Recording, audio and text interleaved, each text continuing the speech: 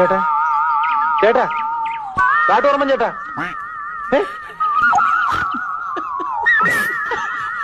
എന്തോ കുഴപ്പമുണ്ടല്ലോ.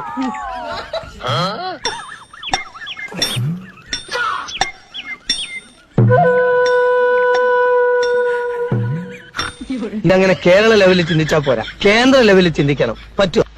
ഇയാൾക്ക് പിരാന്താണെന്നുള്ളതിന് ഇതിലും വലിയ തെളിവ് ഇനി എന്താണ് വേണ്ടത്? ഈ പ്രാന്തി ഞാൻ മാറ്റിത്തരാം. പാടംപള്ളിയിലെ മാനസിക രോഗി നീ വിചാരിക്കുന്ന പോലെ ശ്രീദേവിയല്ല. ആ രോഗി നിന്റെ ഗംഗയാണ്.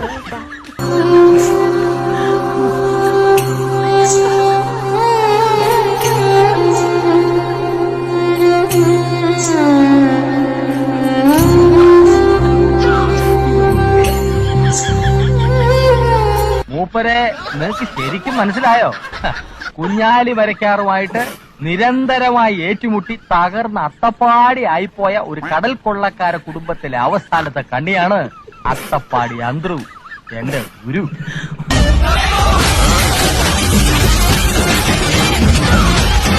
നല്ല സുഖമുണ്ട് മാഷെ, മൊത്തത്തിൽ നല്ല ഉന്മേഷം. ആകെ 1/2 ഇഞ്ചിന്റെ കുഴലാണ്.